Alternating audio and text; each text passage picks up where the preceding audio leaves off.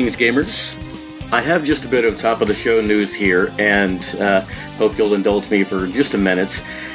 I want to make sure I make note of this because, well, this is news that dropped after I recorded with Bryan last week, and since this is launching on Saturday the 25th, I want to make sure that I am as up-to-date as possible. I'm recording this on Friday, September 24th. Last night there was a Nintendo Direct, and among other things that were announced was a shadow drop of ActRaiser Renaissance. It's a remake of ActRaiser on the Super NES, which is pertinent, of course, because ActRaiser is one of Yuzo Koshiro's best-known early works. And this game, it's a lot of fun. There has been some back and forth online about some graphical issues, which don't really bother me personally, but the gameplay is solid, the additions are good without being too much, and the music, of course, is phenomenal.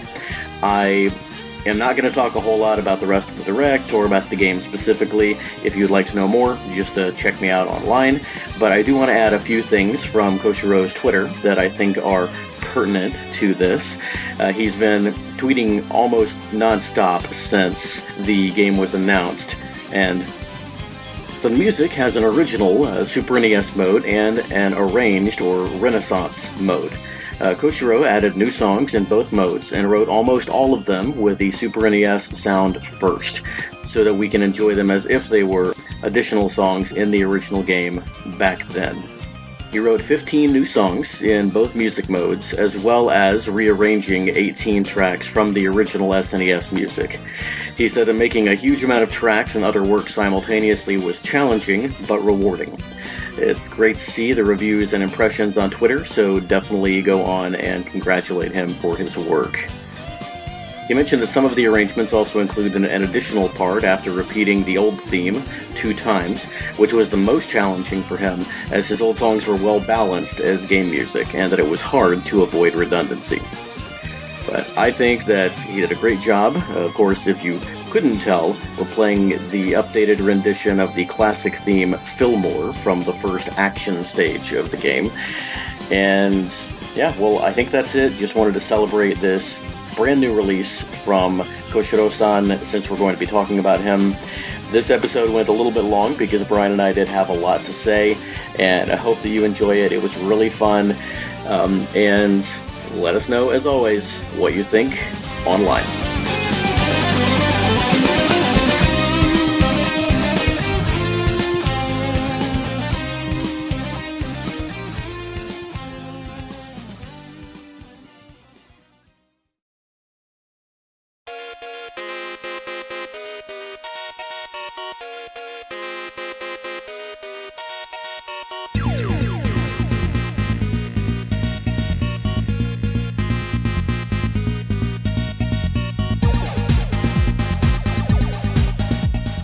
Greetings, gamers. I'm Bedroth. And I'm Bryan.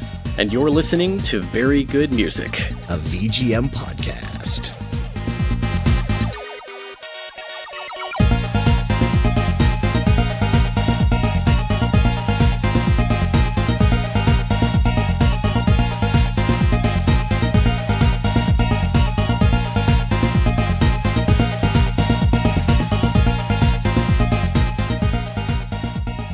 Welcome back, everyone. This is episode 4-3, and we're, I guess, completing the sort of famous VGM composer Y triumvirate. A couple of weeks ago, you heard several tunes from Yasunori Mitsuda. Last week, Shukapao and I discussed the wonderful Yoko Shimomura. And as I mentioned, this week, Shukapao is not with me, but instead I am joined by a good buddy of mine whose podcast I have had the pleasure of being on a few times, and we are going to talk about one of his very favorite composers, Yuzo Koshiro. I can't wait! It's so good! There is the man of the so hour. Good. This is Bryan, as you heard in the intro, and yeah, man, so why don't you say a little bit? I'm going to give you a chance to kind of plug all your stuff a little bit later on, but give us a brief intro and tell us. Have I ever been on your show before? This is the first time. I think thought so. You, That's wild. You were part of the recording I did for Alex Messenger last year. Yeah, but I don't count. When I did my VGM Podcaster tribute. But other than that, this is your first time as a guest, and I'm excited to have you, man. Yeah, I'm excited to be here. This is a good topic for you to bring me in on. Obviously, I'm a huge fan of Yuzo Koshiro. I'm a huge fan of the entire synthwave, retrowave movement in general, and that just excellent, smooth 80s style. It's so good. It's so good. It is, and I have had a really good time going through this. You and I were talking a little bit before we started about how even the Mitsuda episode and the Shimomura episode, as much as I loved their work, even that was educational for me because I, dug so deep into what they do. And Koshiro is somebody I've always kind of admired from a distance. I've said before that he's on my Mount Rushmore of EGM composers, but that's really on the strength of just a few games, most notably, honestly, ActRaiser. Until I started digging in on this, ActRaiser was my favorite score of his because that game is my favorite of the games that he has composed. And which makes sense. ActRaiser actually is not featuring on the main episode. I'm going to be playing the very well-known Birth of the People tune, which I guess has been made most famous by the YouTube show Extra Credits, or maybe their educational counterpart, Extra History. I think that's what it is. They use that as a theme song. But that may show up as the blooper reel.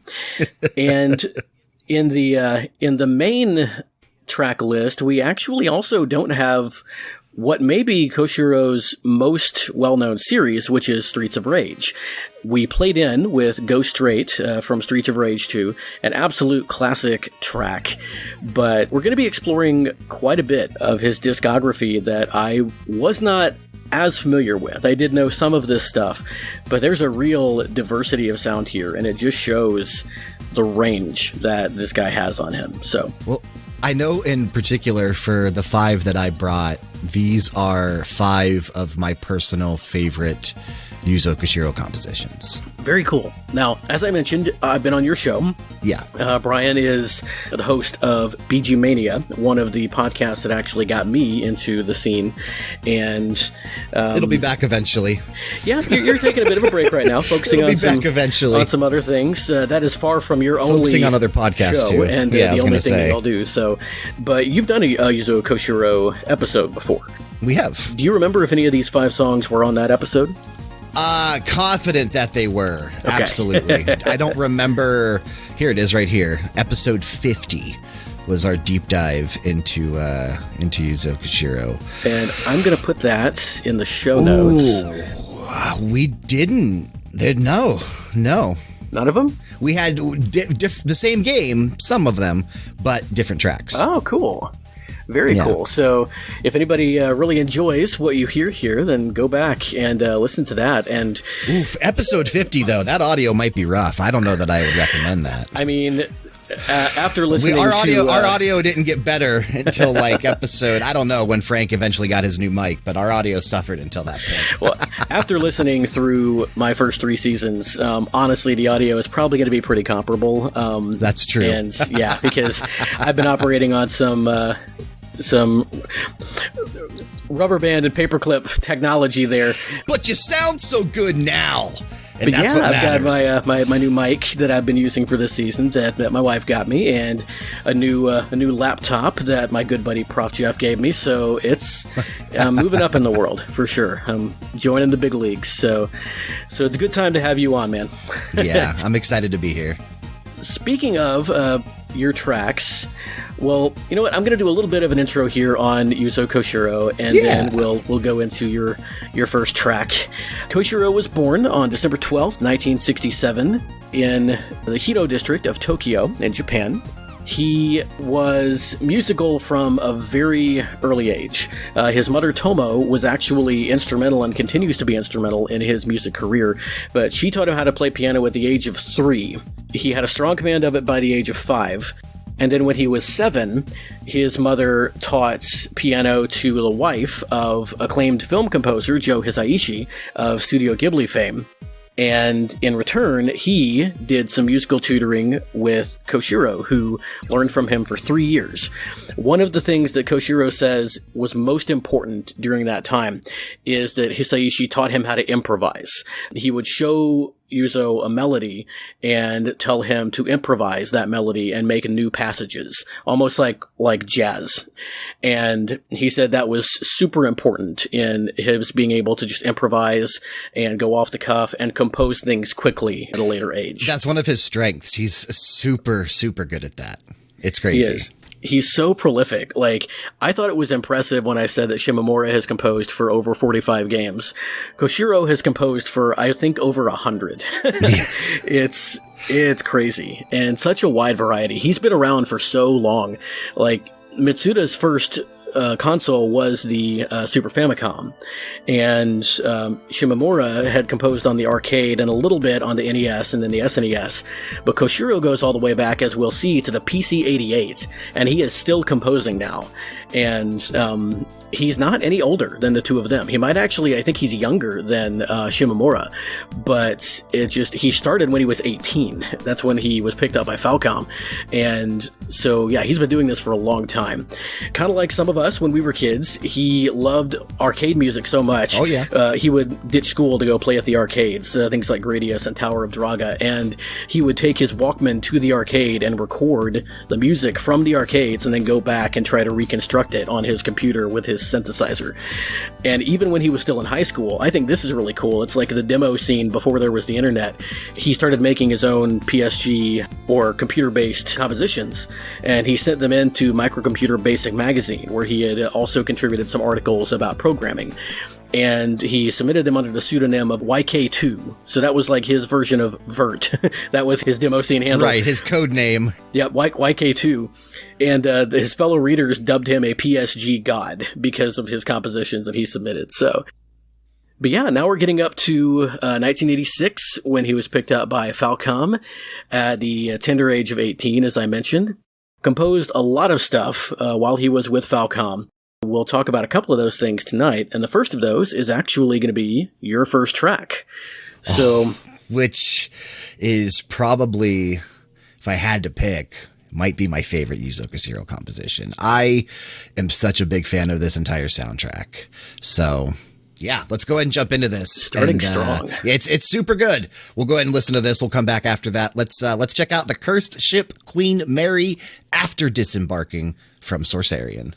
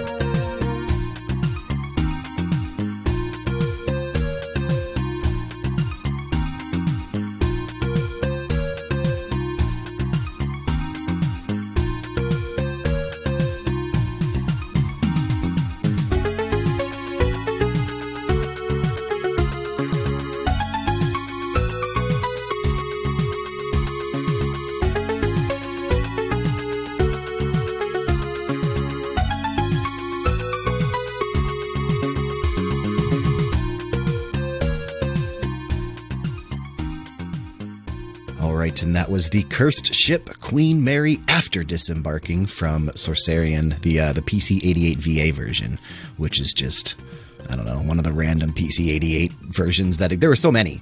Like there were, back then it was kind of tough because, you know, everybody was making PCs and it wasn't as universally easy to get and put together as it is. God, what? So 88, 98, 08, 33 years ago. Wow. That's, yep. Man, yep. I'm just barely beating that threshold at 35. That's crazy. But, I know. For being the PC-88 dude, and for Yuzo Koshiro, as you mentioned, you know, kind of getting into Falcom at the age of 18 in 1986, this releasing in 1987, he was 19 at the time when he put this together. It's crazy. It's just not fair, man. So much talent. And probably the thing that I enjoy the most about being in the VGM podcast scene is getting to listen to some of these old computer systems like this and ZX Spectrum and the Sharp, because these sound chips are so good. Like, they are good. Man, and just that little touch, like that echoing, fading trill in the background in this section, And dude, it's so good. It's so well done. The opening bass line and the melody that accompanies it all throughout, it never loops. And back then, in the 80s, in the era of the NES, and, you know, we're almost to the point of the Genesis in like another year and a half or so, maybe half a month or so, I don't know, 6 months in Japan. I forget when it came out, maybe 88 in Japan. But everything was like quick 30-minute loops back then, 30-second loops to a minute. Yep. And here you have like a complete song, and it sounds like a complete song, and it's just, I don't know, man, it's so good. It's so good. It does. It's got, we're definitely starting strong, and it's got so many different parts, and just the level of skill in the composition combined with just the amazing quality of this sound. When you, especially like you said, it's 33 years old. Take any other piece of electronic music that's 33 years old and try to compare it to this. And the thing is, this is not an outlier. This is indicative of the quality of his work, even at this early stage. Oh, absolutely. And that's great. I cannot think of a better way to start. Yeah, that was a good one to kick us off, and definitely is a, I guess, you know, look forward to the rest, right? Because they're all just as good. Yeah, and I mean, this really, it's also good because it shows kind of where his skill is. It's got the groove, but it also has a real sense of melody and clear tonality, harmony, counterpoint. It shows all of those technical musical skills that you'll hear in the rest of his work. And we are not done with Falcom. We're going to be coming back here in a little bit because one of your songs later is actually from a later remake of a game that he composed. Right. But he actually, not too long after this, was done with Falcom. And I think he left in Falcom in 89 or something. Yeah, he didn't stay on too long, and it's because he realized fairly early on that he was at Falcom. He was just part of the sound team. He was not credited individually. The work, and this is not just him, it's all of the Falcom games at this time. It was all credited to Falcom JDK. Sound Team JDK. Yep. So it's hard to, when you're digging, to find out who actually worked on a track back then. Super hard to figure it out. And I mean, when you and I did the East 4 showcase, I realized that that's because they had composers scalped, and there were other companies that, like, their employees had to, they would get kidnapped, they'd have to pay ransoms, and so Falcom did this very intentionally to protect both their intellectual property and their employees. But Koshiro was not having it. He's like, no, if I'm going to put this much work into it, I want to get recognized for it. And so when he left, he actually went straight to freelancing. He didn't move to another company. And he did work for lots of other companies over the years, even beyond the ones we're going to hear now. I mean, he worked with Sega, Konami, Enix, Namco, Natsume. As an arranger, he worked with Nintendo and Square. I mean, he's been all over the place. But he has been a free agent since 89. Yeah. And it was during that time, actually, that he, the next track we're playing was the first track he worked on with Sega. And his mom, Tomo, actually comes into the picture again because she was the one who somehow had made a connection with somebody at Sega and talked them into bringing him on to compose the soundtrack. And this was the year before she helped him start the company that he's still president of today, Ancient, which is a small game development company. Yeah. And she kind of handled the business side of things for several years. But yeah, this next game came into fruition because, once again, of his mom's involvement. So, and I've heard lots of really cool stuff about this game. Before we get into that, do you want to say anything like about Sorcerian, the game? Have you ever played it, or I have about it? I have played Sorcerian. I've never finished Sorcerian. It's just an early RPG, so you know, if you think back to like, you know, the early Final Fantasy set up kind of similar to that, like a side-scrolling style, in very similar fashion that they were, but it's actually really well done, and it's part of the, or at least it initially was supposed to be part of the Dragon Slayer franchise. This was supposed to be the 5th entry in that IP, but I saw that. Eventually they just kind of like broke it off and made it its own thing. But Dragon like Slayer Persona has done with Shin with Shin Megami, exactly. But Dragon Slayer like eventually led to, you know, what is now Nihon Falcom's probably most profitable and popular series that they do outside of Ys, which is The Legend of Heroes. Okay. That all started from Dragon Slayer. So theoretically, Sorcerian is loosely tied to that entire franchise, which is kind of cool. Which is kind of neat. Yeah. I would like to finish this. I wish this would be something that that could get like a modern re-release, because supposedly it did in Japan on the Switch. The Switch, okay, in Japan, gotcha. But we're never going to see that. It's never been released in English, like except on, I think the DOS version was, which is the version that I played. Unfortunately, I wish I could play the you know, actual good, like with the good soundtracks and stuff, but not that DOS games don't, but it's not the PC-88. It's a different world. You know, the DOS games and that whole Windows scene, it was built to be like multifunctional, and it didn't really put as much of a priority on things like sound and video, I think, as these other, like the European systems and Japanese systems did.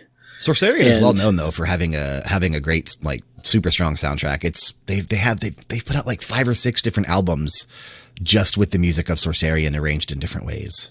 Like, and that was the other thing, is they actually started releasing some of these albums even early on, and Koshiro and none of his contemporaries, they weren't getting royalties from that because it was copyright Falcom, not copyright to them, and so that's another reason that he left. But the next game is one of several that I saw. Even if you just pull up Koshiro numbers on YouTube, if it shows the title screen, a lot of the time his name will be on the title screen, and it'll say music copyright Yuzo Koshiro.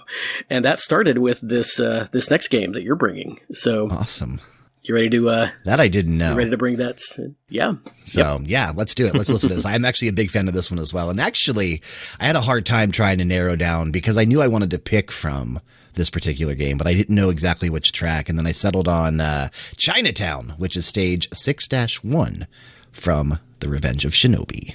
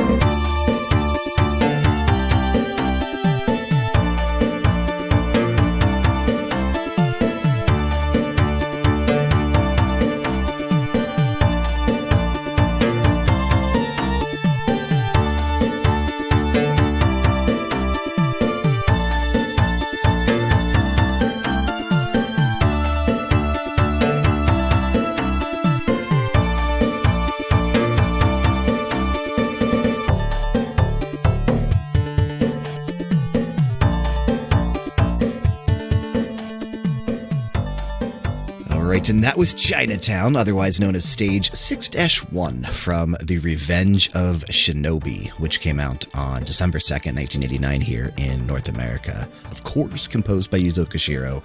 And, dude, it's, first of all, I gotta give a quick shout out to the bass line that just kind of persists throughout the entire track because it slaps so hard. It is so good. It is so well done. It is. Koshiro knows his way around a bass line for sure. He absolutely does, and that's so exciting. But The Revenge of Shinobi is an excellent, excellent game that you and I were kind of chatting about it while listening to the track. I didn't actually finish this game until my late teen years because, you know, initially playing it back in like 90, 91-ish after I got my Genesis for Christmas. Mm-hmm. It was hard, dude. It was a challenging game. And... yeah, I mean, the Shinobi games have always been, they've always been hard. Yeah. Shinobi, Ninja Gaiden, I haven't been good at any of the Ninja games. No, but, Ninja Gaiden's another one. It's very, very challenging. Yeah. It's funny, doing this show makes me think like, oh, I should find this game and play it. And I've got so many games just in my house, on my computer, and I think I've had to come to grips with the fact that video gaming is no longer really a hobby for me. You know, video game music and all the things I do with it are definitely hobbies for me, but I haven't played a game hardly all summer. I'm just so busy with other stuff, and a lot of it is just with the podcast. And, you know, one of these days I'll get back around to it, but just looking at some of the screenshots of this one, I'd like to dig into it. I rented this one a handful of times, and I never made it to any of the fun bosses. Kind of infamously, you fight like Rambo, Spider-Man, Batman, Godzilla. It's kind of wild where this goes. They just don't call them, you know, they just right. Godzilla is like Monster G or something like that. Exactly. Yeah. Rambo is Rocky or something. Like they don't. Rambo is Rocky. They rip off the names, but they look identical to the characters. Well, and they actually were able to keep Spider-Man in it for a while because Sega had bought the video game rights to Spider-Man to make Spider-Man and the Kingpin. But then when that expired, they couldn't re-release the game for years because they never scrubbed him out. So funny how that works. It's so crazy. Copyright and all that stuff. It's so kind of like what's going on with Sony and Marvel and Disney and all that right now. Spider-Man just always causing trouble. Yeah. But I mean, hey, tangled web. We are getting some great games out of Sony's deal with Marvel and all this stuff, though. So yes, as long as Insomniac Games keeps cranking out one per year, we'll take that Wolverine open world action game. That looks great. I don't even have a PS5, and that Wolverine game and that Spider-Man game, just watching stuff from those is going to be amazing. It's going to be great. And I can't wait. Oh, yeah, good stuff. But yeah, back to Shinobi. This was the sequel to the original Shinobi on the arcade, right? Which Koshiro had played, was a fan of, and it was the first Shinobi game to come out on the Genesis, however. Yes. So what are some other tracks? Because I recommend pretty much all of these. Well, yeah, all of them, not pretty much. All of these soundtracks that we feature tonight, go and explore some more because there's some really good stuff. What are some other songs on this soundtrack that you almost went with, do you think? Stage 1 is super iconic, obviously. It's called the Shinobi. It's also very funky, groovy type of a... It sounds nothing like what we just heard with Chinatown. But it's one of the more memorable tracks, obviously, being Stage 1. They usually kind of put their strong tracks there. There's a track called Make Me Dance, which is Stage 2-2. That has always been one of my favorites from this game for some reason. It's this super, like, sleazy sounding nightclub-ish track that almost Night at the Roxbury vibes almost, you know what I mean? Like just the way that Chris Kattan and what was the other guy's name? I don't remember. The way they acted in that movie, though, I get vibes from the track. I don't remember either, but yeah. Well, and there's just so many good ones. Koshiro said, actually, in an interview that I read, that he wanted to make the songs in this one kind of an extension of the songs from the first one. Like he wanted it to be kind of thematically consistent, but he also started listening to. He's always listened to like the music of the day. He always listens to a lot of different music, right? And he was listening to the latest music at the time, which was club or later disco music. And so he decided he wanted to kind of combine that style with the Japanese taste of the original Shinobi. So that's how you get like Oriental techno, funk, jazz, right? Super groovy, super sleazy. Yeah, it just works really well. The entire soundtrack for the Revenge of Shinobi, and it's got that raw Genesis sound that. Honestly, in my opinion, sometimes makes Genesis versions of soundtracks better than Super Nintendo versions. So it totally depends on the style, but Koshiro's style really goes well with with the Genesis soundchip. Of the Genesis soundchip. Yes, absolutely. Yeah. Him on the Genesis V, him on the SNES is night and day. Did he even do anything on the SNES? It is, yeah. I'm sure he did. While I was going through this, I realized that his SNES soundtracks were actually probably some of the weakest of his whole discography. Yeah, you look at ActRaiser, ActRaiser is good, but ActRaiser is the exception. I think a lot of stuff that he did on the Genesis is better than ActRaiser, though. I think sound quality wise, I think you're probably right. With ActRaiser, I think the difference between that and some of his other stuff, like there was a casino game, and there were some other ones that were honestly just kind of forgettable. But the difference with ActRaiser is that for one, he actually developed some extra hardware so that he could jump back and forth between different arrangements of instruments between the different tracks, so everything didn't have to sound the same. Yeah. He also composed the ActRaiser songs, or most of them, using PC-88 hardware, and then he used his like homebrew hardware to upgrade it to what the SNES actually used as a sound chip. And he did that with some of his later stuff as well. I think probably most famously with the Etrian Odyssey series, he still composes that stuff on a PC-88, and which I think is really, really cool because it's still like that sounds amazing. Mm-hmm. Yeah. I mean, that's his instrument of choice. Yeah, it's like somebody who composes on a guitar because that's what they play, and then they transcribe it to other stuff. That is what he knows, and so if it ain't broke, don't fix it, right? Absolutely.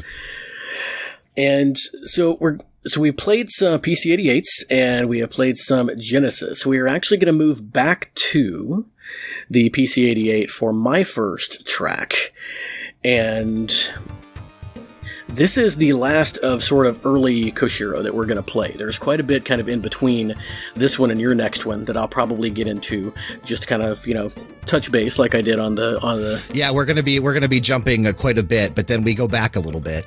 We do, yeah. It's funny. It's funny the way we do that, but yeah, we go back a little bit, but it's actually a re-release, so technically, not really. And so, as I mentioned, Koshiro really kind of played around with a lot of different kinds of music, and because of his early like classical upbringing, he also had learned like some romantic and some Baroque style music, which he employed in a couple of his soundtracks around this time.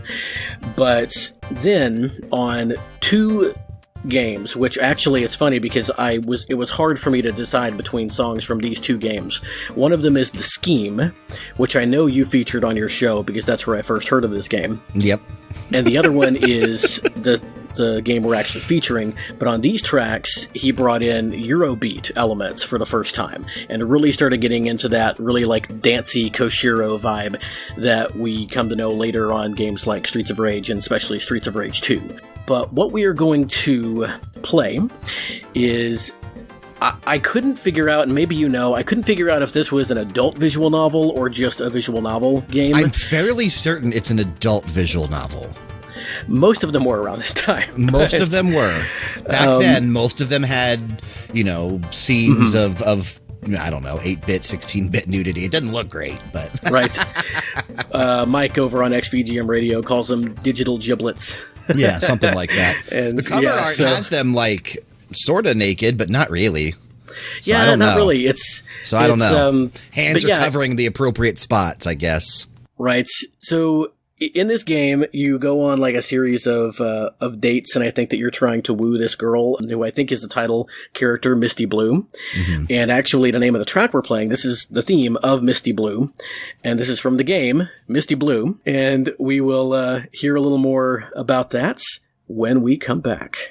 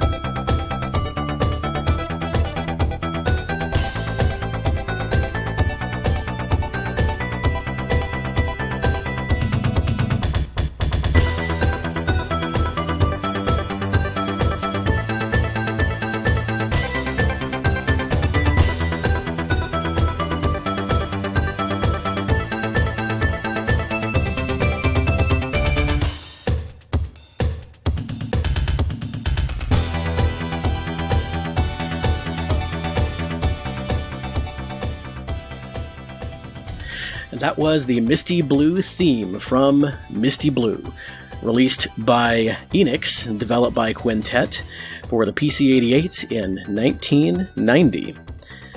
And, we were talking about ActRaiser a second ago, but that was also a Quintet Enix joint, so this is not Koshiro's last time to work with either of those companies.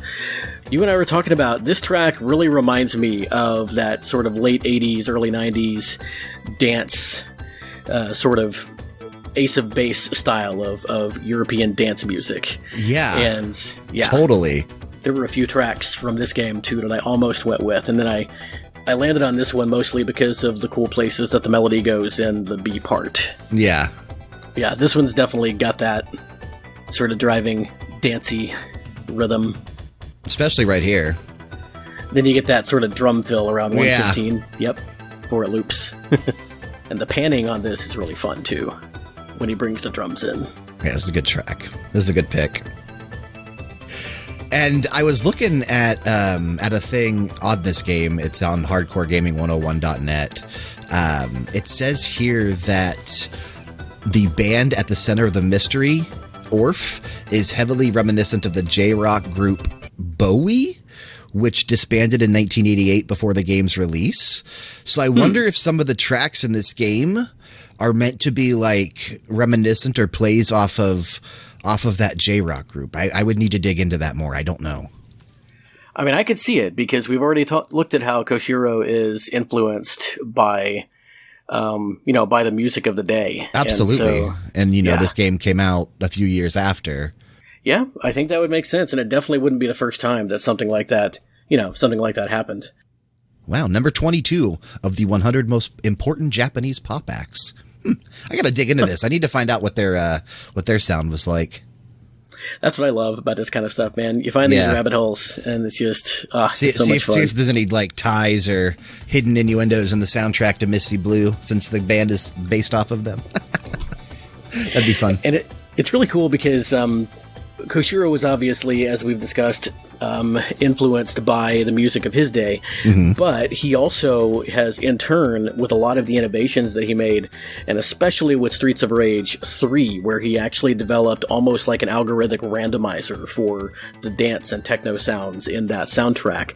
He really influenced contemporary artists, like I saw names like Iconica, Labyrinth, Joker, and Just Blaze, who I think works with Jay-Z, of all people. Oh, wow. All of them have mentioned Koshiro as an early influence on their work. So we're going to start seeing actual composers enter the scene now that are, consider him to be God, basically. So yeah, I mean, these we kids already that are coming up now that are, and they're going to be 18 to 25 age range, like that grew up listening to this. It's going to be great. I can't wait. In that same interview I read from earlier, Koshiro mentioned that around this time that Misty Blue, The Scheme, and The Revenge of Shinobi were all big turning points for him as a composer. That until then, he'd created mostly rock and fusion music, which is what you hear in a lot of the Falcom stuff. But that Misty Blue and The Scheme especially were Eurobeat, and Revenge of Shinobi was based on, he said at the time, house music, which obviously is oversimplifying it as we discussed, but he said those scores were the origin of his dance music, and he is still to this day pleased with all of them. But yeah, and he continues to influence composers to this day, like the composer you interviewed on your Cyber Shadow episode a while back. Yeah, Pentadrangle, yeah, that was a cool episode as well. Everybody definitely go check that one out. And you really hear the influence of Yuzo Koshiro even in established composers like Jay Kaufman and Pentadrangle and T. Lopes and a lot of these guys that are up and doing this nowadays. And he's definitely up there with Koichi Sugiyama, Nobuo Uematsu, Yoko Shimomura as an early, really influential composer on the scene. Oh, absolutely. Definitely. I mean, you see him anytime people are talking about what were you influences and that kind of stuff. I mean, Yuzo Koshiro comes up often. So that's really cool. Definitely. And so we're going to be kind of jumping forward and back in time. Our next game didn't actually come out for about 10 years after this, but it was from an older time period. But then after that, we're going to jump ahead again. So some of the big stuff during this time, by this point, Ancient had started between Koshiro and his mom, and actually his sister was a character designer on several games that Ancient worked on. But during this time, Koshiro would compose for the 8-bit versions of Sonic the Hedgehog, where he famously composed Bridge Zone, I think, is probably the most well-known of that soundtrack. But he also adapted some of Masato Nakamura's stuff from the Genesis really impressively onto 8-bit hardware. He worked on Super Adventure Island, which other than ActRaiser might be his best SNES game. Streets of Rage 1, 2, and 3, which I'm going to talk about briefly here in a second. Miracle Casino Paradise is the other SNES game I mentioned. It's okay. It's not fantastic, but I don't think I've explored that soundtrack at all. It's got some okay stuff on it. It's not a bad soundtrack by any chance. I would say it's good. It's just not as great I gotta check it as out. the stuff we're actually playing. Yeah, Miracle Casino Paradise. He also composed Beyond Oasis and The Legend of Oasis, which in Japan and Europe are known as A Story of Thor. Beyond Oasis is one of his worst compositions he ever did, dude. Beyond Oasis is awful. And it's mind-blowing that game is on the Sega Genesis, Mini. That little classic thing that they released because of the Super Nintendo Mini and stuff. Yeah, that awful game is part of it, and the soundtrack it's very blah. I don't recommend it. Wow. Well, I mean, everybody has their lower moments. What's actually interesting is I almost picked for the episode the menu music from the Genesis Mini because Koshiro. Oh yeah, he did the composition for that, which is super cool. It is that they brought him in to do that because he is so obviously iconic for the Genesis.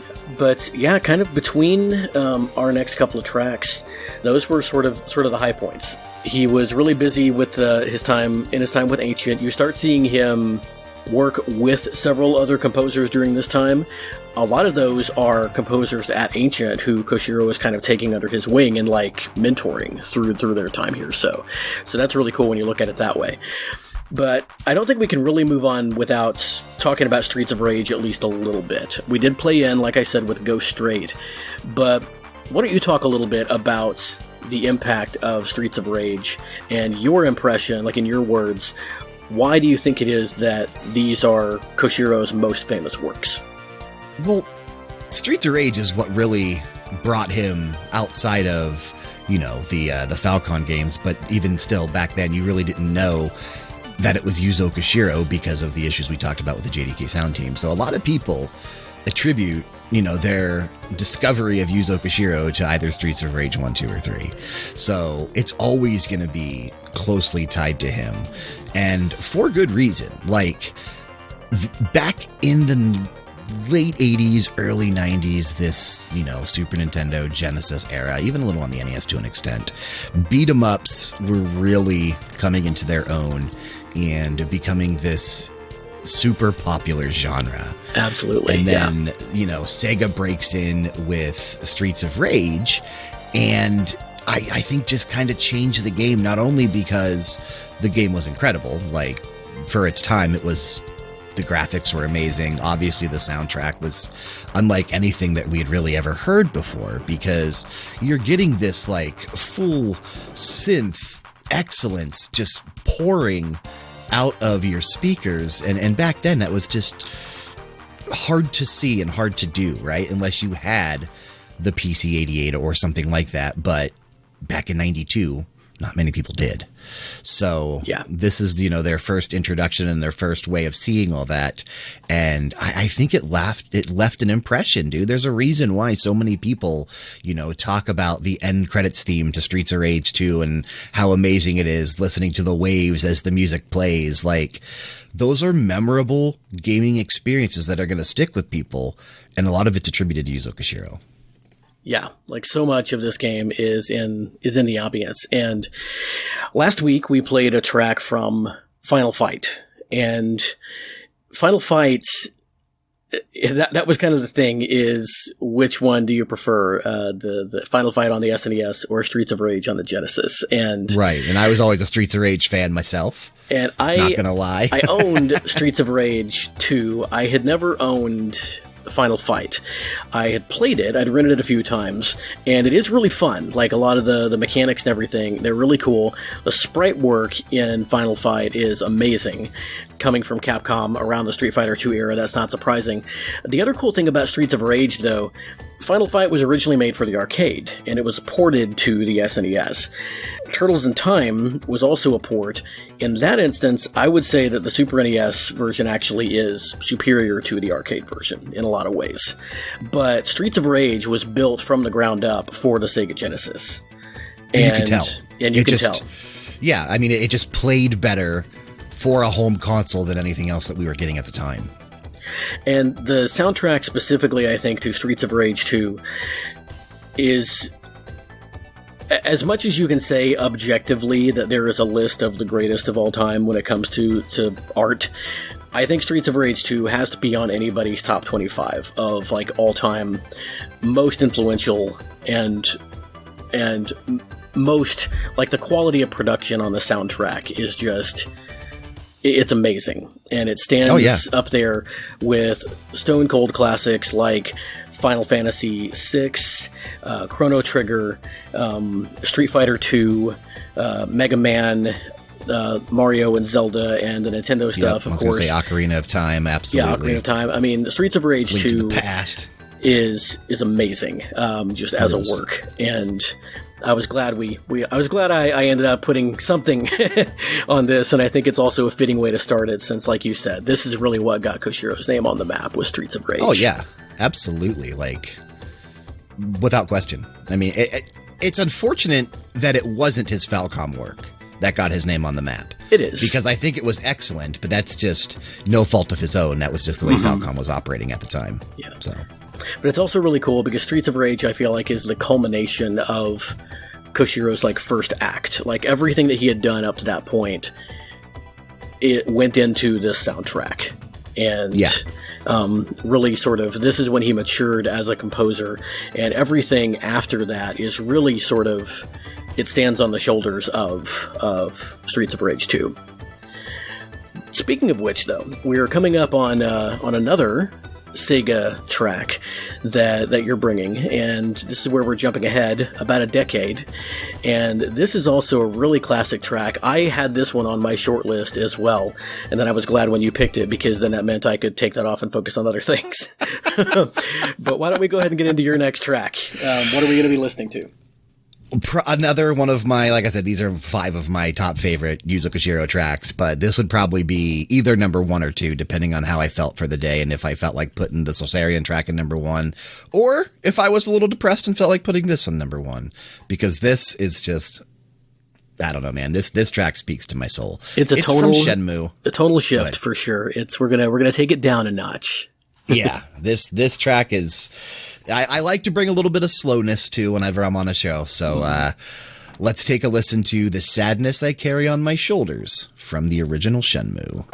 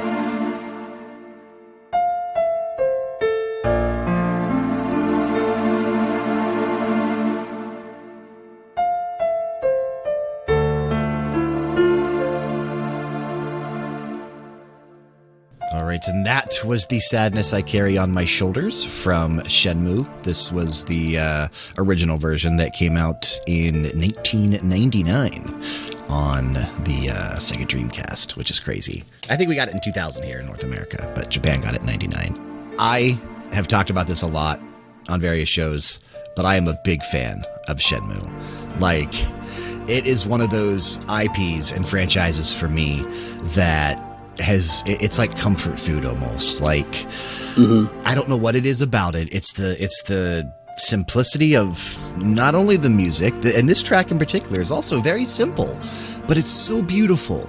But the entire game is that way. Like, you know, the controls are janky, but the game is still beautiful, and everything going on here, like, it tells a story in a way that Yu Suzuki, who kind of, you know, is the brainchild of this game and a lot of things that Sega was doing back in the 90s, like Space Harrier and Hang On and that kind of stuff, which is why you can play those games in Shenmue at the arcades and stuff, and like Virtua Fighter and stuff like that.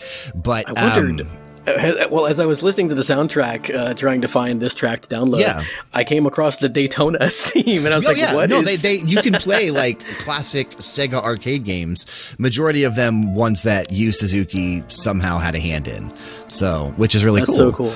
And, you know, back during the E3 of Dreams when they announced Shenmue 3 and they brought him back out on stage, like, that was so exciting because, you know, we still haven't seen the culmination of the Shenmue story, even with the culmination of Shenmue 3. Like, it's still not done. So hopefully we'll see a Shenmue 4 at some point in the future before we're all dead. But the music here is so different from what you're hearing the entire rest of this episode, right? You've got the piano here. You've got some type of light string instrument in the background. I'm not sure which one it would be, but it's just so beautiful. Say it might be a viola.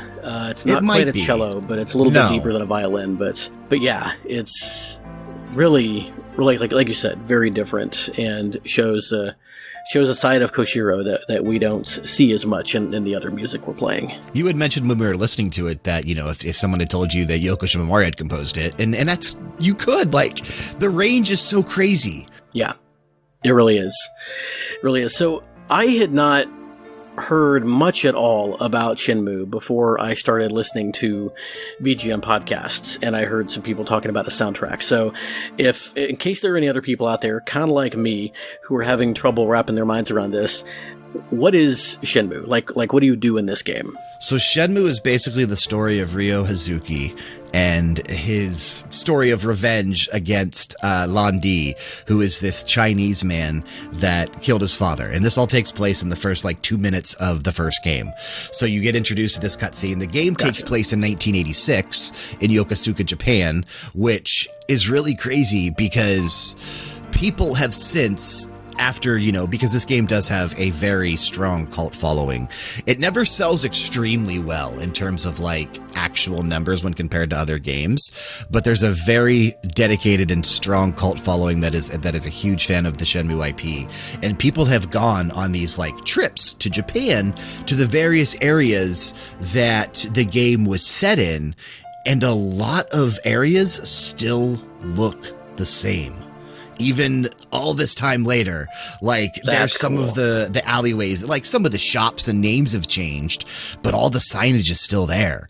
All the stuff that was in the game is still there. And Kyle, if you've ever listened to any of our, any of your listeners ever listened to any of my other stuff, he does the media files on the Level Down Games podcast, all that kind of stuff. But he lived in Japan for a couple of years, and I showed a lot of this game and Shenmue 2 and Shenmue 3 to him, and it's just wild how accurate Shenmue gets in terms of being a mini Japanese life simulator. So underneath this revenge plot of Ryo trying to avenge his father's death and going and chasing Lan Di, which takes him from Tokyo to Hong Kong to China. I forget it starts with the G, Gyang something in China. But you're getting to see all these very different locations throughout Eastern Asia, which is super cool. And there's this really, I guess the Yakuza series probably attributes a lot of its success to Shenmue, because I don't think without Shenmue there wouldn't be a Yakuza franchise, which also is Sega. I could see that. But I think after Shenmue, kind of like, you know, because there was Shenmue and then Shenmue 2, and then they didn't do Shenmue 3. Like, that wasn't Sega. That was Yu Suzuki, AM2, and I think Sony that was helping fund that at the time. So Sega had kind of abandoned Shenmue and then kind of moved on to Yakuza, which is a very similar formula. It's the same stuff, more or less, just not the same story. Gotcha. So going back and trying to play the Shenmue games, especially the original ones, it's kind of tough. Like, as I mentioned, the controls aren't that great. They have very tank-style controls. Ryo Hazuki, you know, when you move the control stick, he moves like left, right, up, down. He moves like a freaking tank. That's why they call them tank-style controls. Yep. And it's not fun. It's very old-feeling and hard to, unless you're a fan of the series, hard to get into. Yeah. There was a remake that was released recently, the remastered version that came out on PS4, Xbox One, and it's playable via backward compatibility if you have the new consoles. It addressed the controls a little bit, made it a little bit easier. If you're going to play it at all, play that version. Cool. Good deal. We're going to turn things up again for the next few tracks. And let's do it! I don't think we need to lead in too much because we've already talked about his time at Falcom, but we will be able to talk about this series a little bit. You and I have some podcasting history with this series. What are we going to be listening to? Which is exciting. Listening to next? We're actually going to be taking a listen to Protectors from Ys 2. Now, this is not the original version. This is a redone version that was released well after the game came out. It was part of like the Ys 2 complete soundtrack collection. That they did the same thing for Ys 1 as well, and released an Ys 1 complete soundtrack. But you know, they brought everybody back in to kind of redo the stuff, and this is excellent. So yeah, Protectors from Ys 2 complete.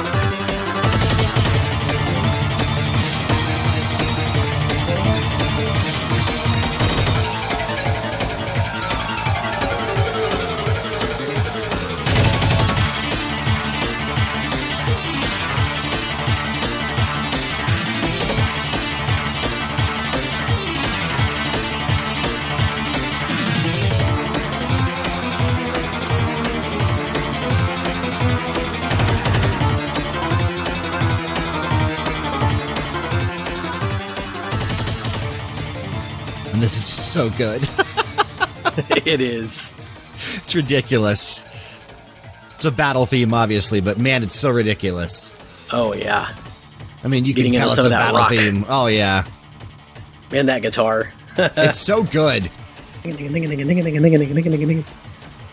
All right, and that was Protectors from Ys 2 Complete. The original Ys 2, if we go back to like when it actually came out, was released on the PC-88 in 1988 in Japan. We never actually saw this game released in English. This particular version, like the original game.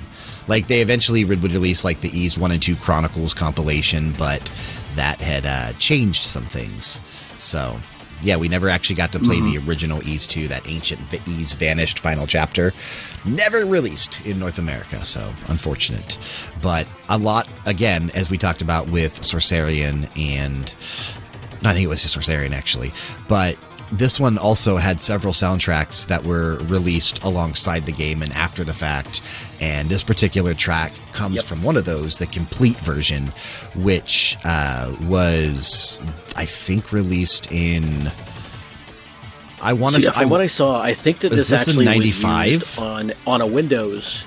I think this was actually used on a Windows release that came out in 2001. Ooh, that I didn't know. I thought this was just part of the actual like bundle of music that they did. If they used this in a version, good for them, because it's an excellent version.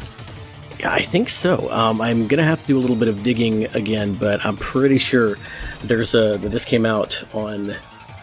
Yeah, Ys 2 Complete is a DirectX 5 based game for Windows 98. Okay, hell yeah. That was released by Falcom on June 28th of 2001. Good for them. Yeah, good stuff. I'm glad you found it. I thought this was just part of, like, one of their musical compilations that they did where the music just sounds better than it did back in the day. But it does, like, because you and I were talking about it and kind of digging through the original versions when you were asking me about this track after I'd submitted my 5 to you. If you listen to the other versions of Protectors from Ys 2, they do sound like this, but they don't sound as crisp. It doesn't sound as clean. Yeah. And you get more of that synth, more of that guitar in this version than you do in any of the others. This is a really faithful, I think, rendition of the original. Absolutely. And as we heard on the Ys 4 showcase that we did, possibly the most well-known versions of these soundtracks were for the PC Engine. Yep. TurboGrafx 16 CD. And as we heard, that version was often different. It threw in extra stuff along with the original compositions. And from what I saw, I don't remember where I saw this, so it might be apocryphal, but I don't think Koshiro was a very big fan of the PC Engine arrangements of his music, because he felt like they lost something of like the original spirit of the composition, which of course is subjective, and Stephen King, I think, is kind of famously not a big fan of Stanley Kubrick's The Shining, but the movie is still a classic. It doesn't matter. Exactly. So, you can still love them and respect his opinion and, not agree with him. But he does say, and I did want to come back to this, I almost mentioned it earlier, but even in spite of everything that happened early on with Falcom, he recognizes how much of an impact those tracks had on his career, and he still loves the music, and he still he feels completely satisfied with the score, particularly to Ys 1, Ancient Ys Vanished, and still enjoys listening to the score over 20 years later and associates it with nostalgic memories of when he was young. And so I thought that was pretty cool to find out. Absolutely, yeah. That's super cool. But yeah, Ys is... it's on its 9th entry now, and it is finally getting some recognition in the West after some of the stuff like Ys Origin and Ys 8. And thankfully, Ys 8 really brought in, I think, a larger audience for the series here in the States. It was a very well done game, but I think Memories of Celceta, which was a remake of 4 that we talked about, we did that. We did an episode for my show, right? I think so.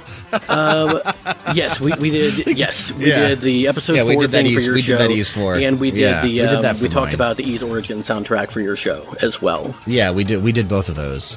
Memories of Salcedo, when it came out for the Vita in 2012, I think also kind of brought a lot of eyes to the series too, because it was easily accessible at that point as well. Easily.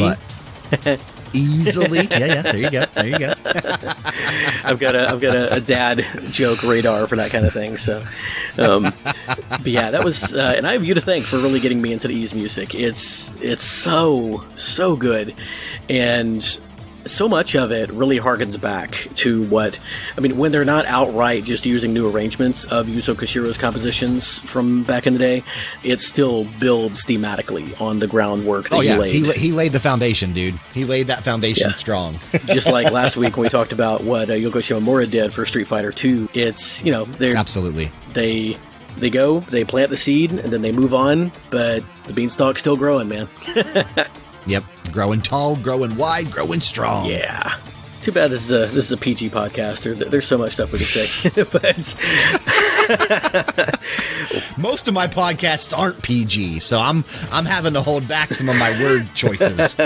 That's all right, man. I've got the bleep button. I'm not as good as Sean on Level Down Games, but I've got some sound work I can do.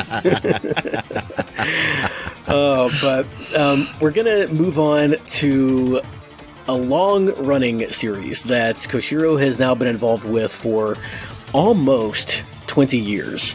And along with Streets of Rage and the lasting impact that he's had on Ys, I think, especially in Japan, this is the series that he is probably most associated with. This is Namco's arcade racing series, Wangan Midnight. We're going to go ahead and start this off. This is a really, really fun track. I was excited to bring this on. This is called Driver's Delight, and it is from Wangan Midnight Maximum Tune.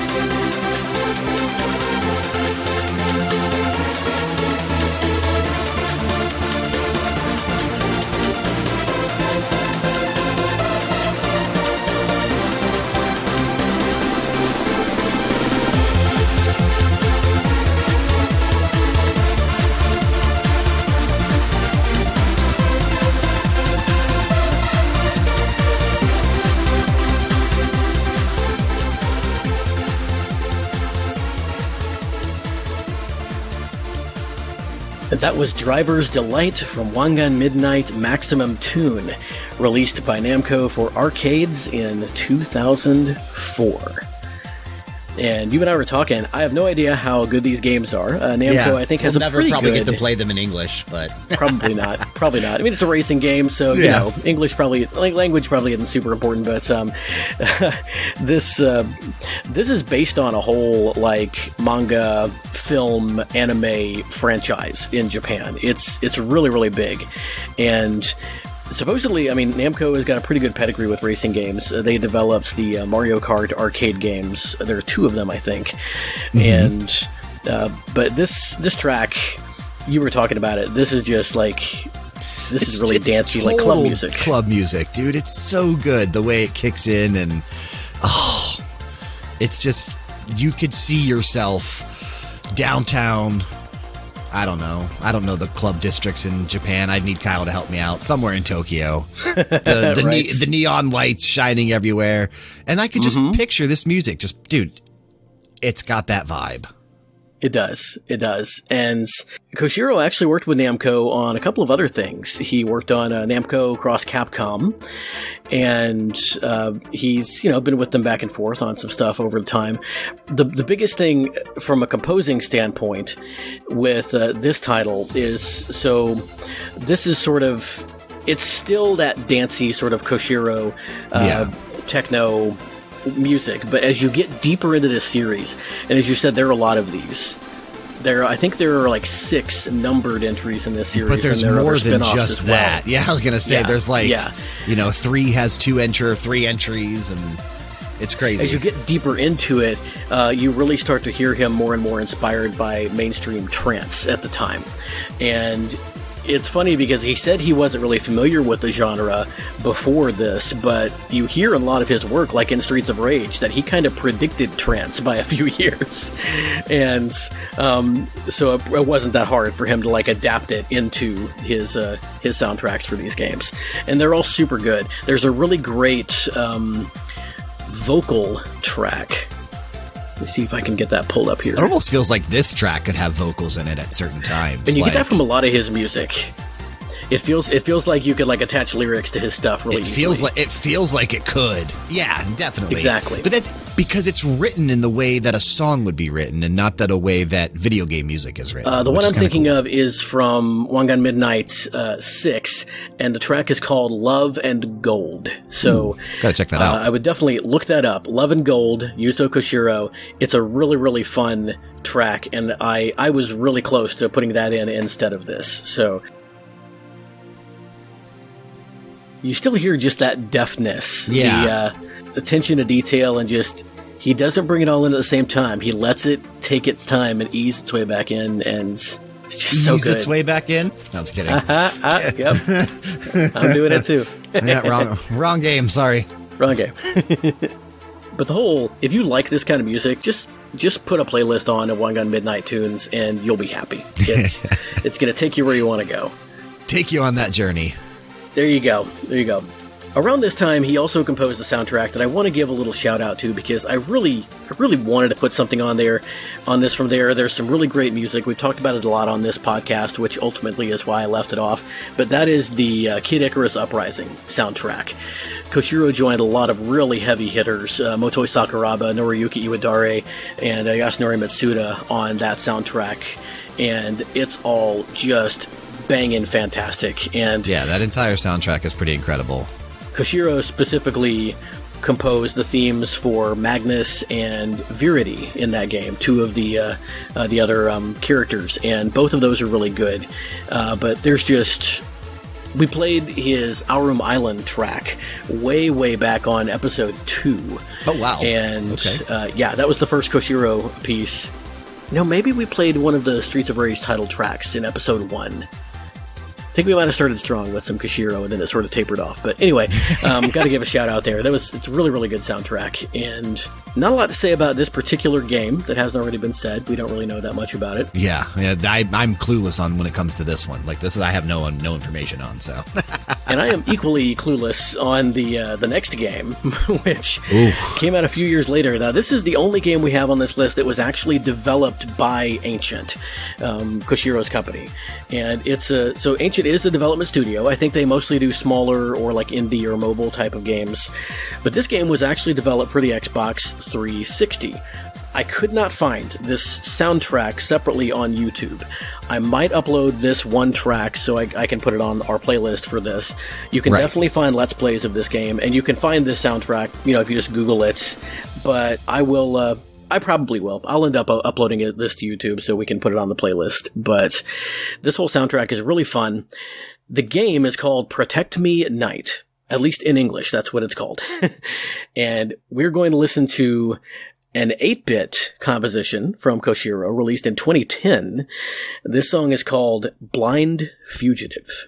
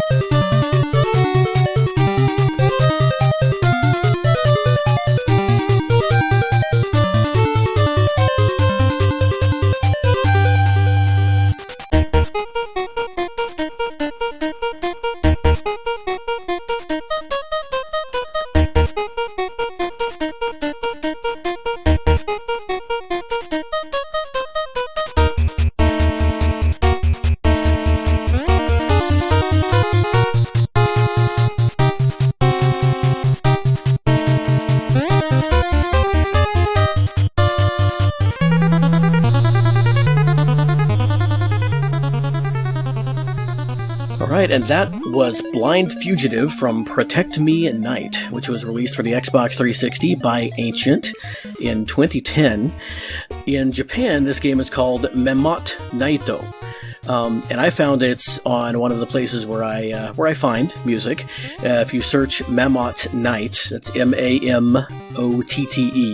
Behemoth Night soundtrack, probably you can find it too, but I'll throw up a link on the show notes as well. The whole soundtrack is really fun, and Koshiro is really channeling... I heard some Naoki Kodaka and some Sunsoft in this.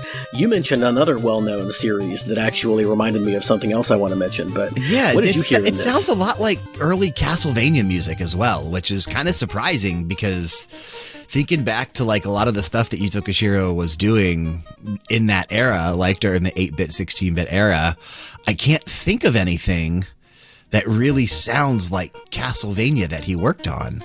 I can think of one thing, and that is Fillmore in ActRaiser. Fillmore has a very Castlevania vibe. Yeah.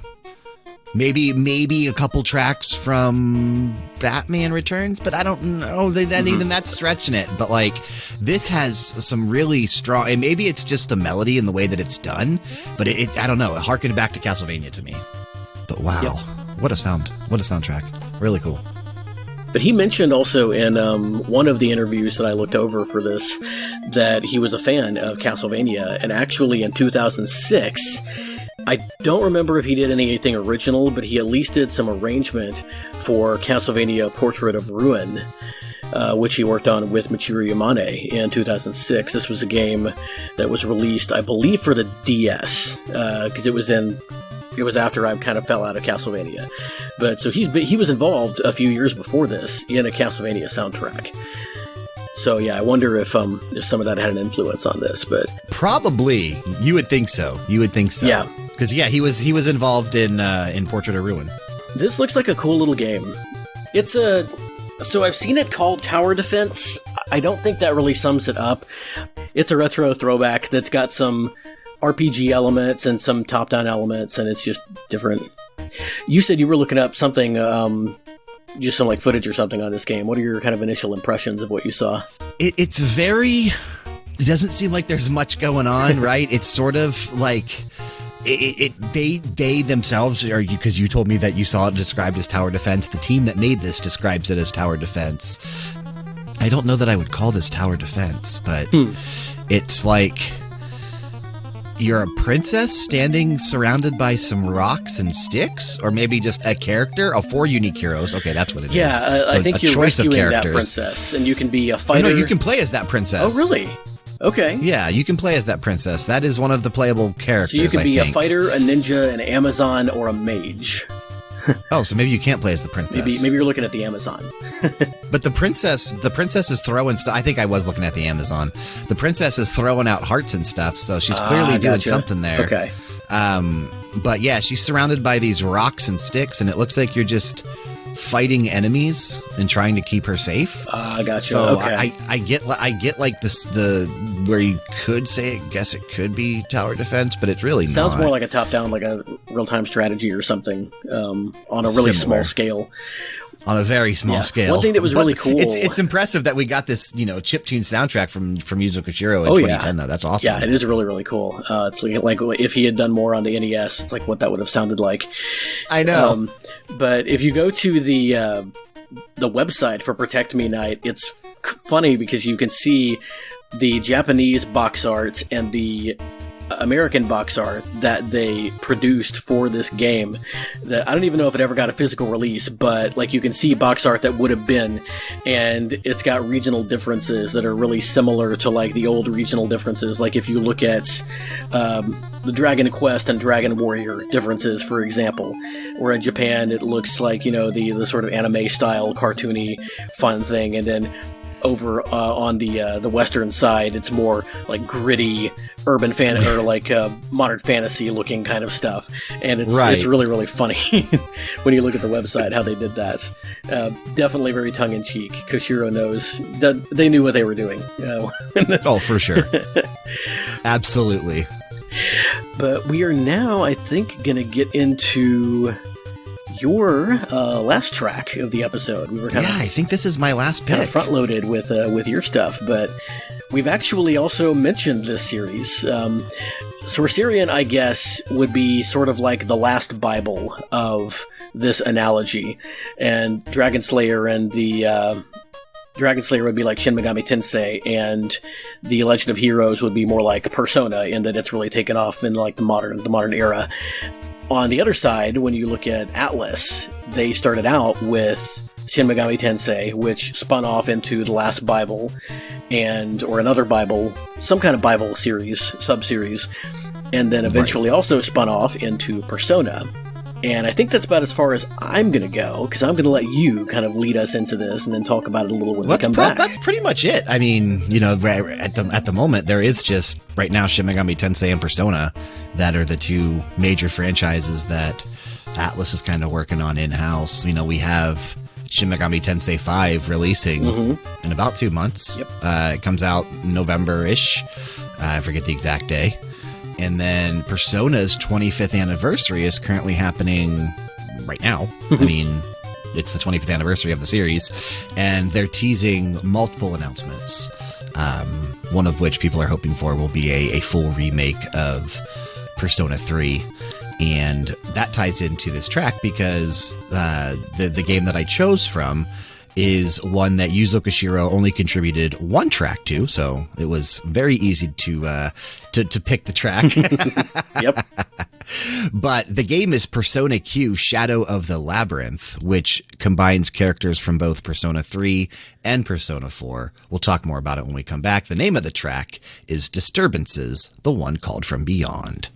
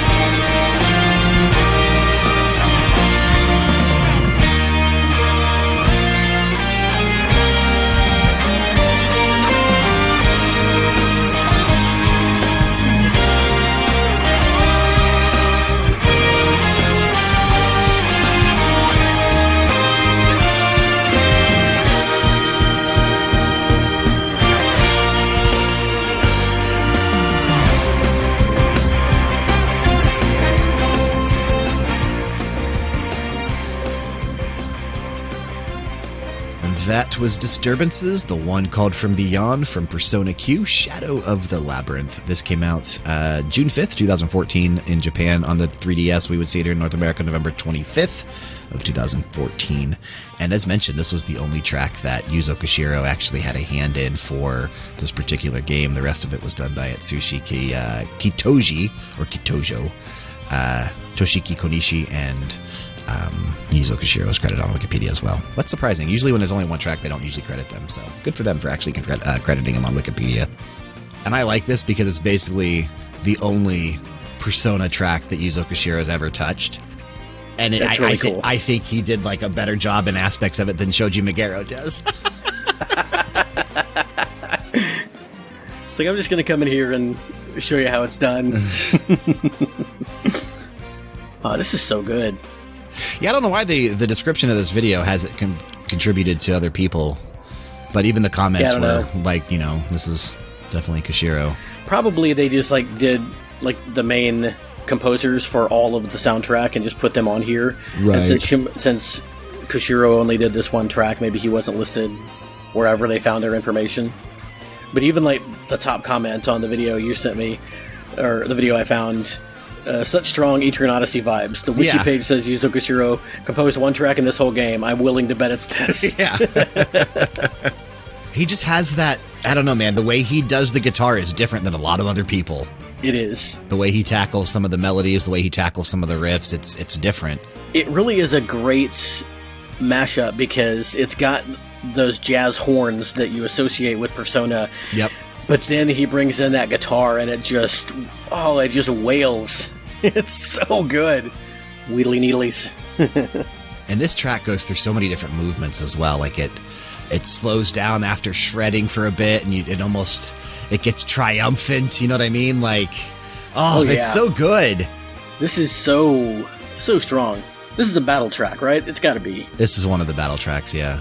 Okay. Yeah, he probably had a blast doing this track. Oh, I'm sure. Good deal. I love this. And let me tell you why. I'm a huge fan, obviously, of JRPGs. I'm a huge fan of Persona and everything the Japanese culture. Persona is probably, outside of The Legend of Heroes from Nihon Falcom, my favorite JRPG franchise currently still going. And I'm a big fan of the soundtrack, and I'm a big fan of Shoji Meguro's work for that franchise. And I've always wondered, up till this point, before Persona Q came out, when it did in 2014, I had always wondered what Yuzo Koshiro's take on a Persona track would be like. And then we actually got that. And it sounds so Persona.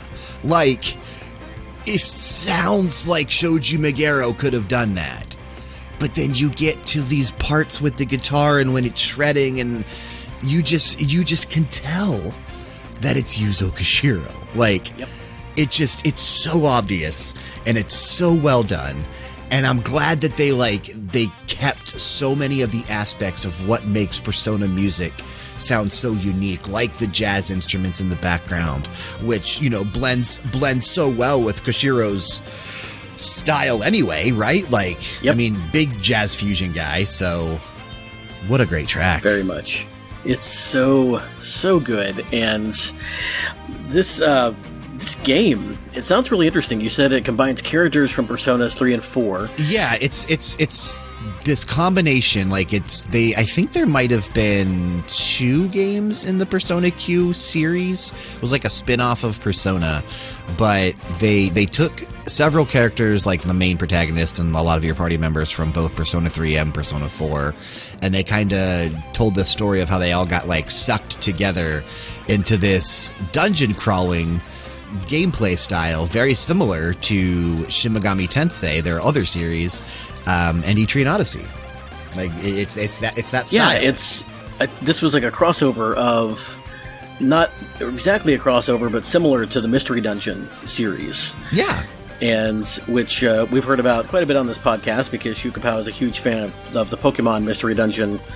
Yeah, where you're in first-person view, kind of walking about, unlocking portions of the map as you go. It's not my favorite style. I do more prefer the classic JRPG style as opposed to the first-person dungeon crawling. But there are a lot of good games in this in that style, such as the Etrian Odyssey and Shin Megami Tensei games. So. Yeah, Etrian Odyssey, I played a demo of, I think it was 3 a long time ago, and I on the 3DS, and that was as close as I ever got to enjoying that style of game, and I still didn't really enjoy it. It's just not my thing. Right. But I can see, like people who do like that style of game, the art and the music are really, really great.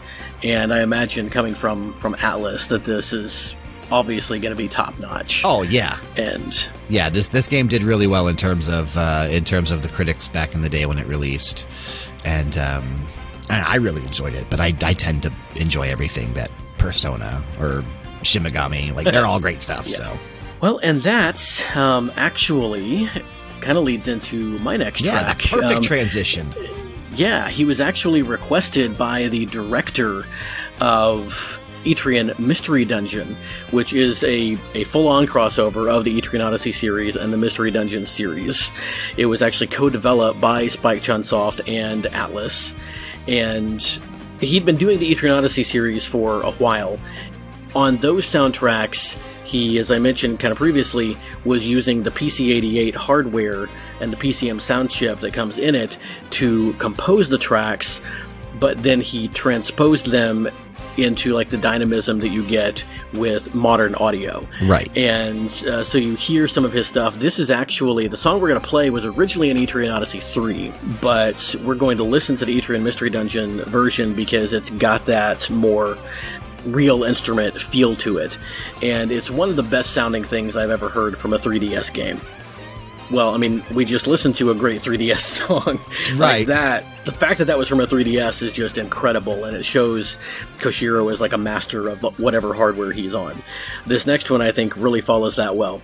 You might have seen this track online, the track title.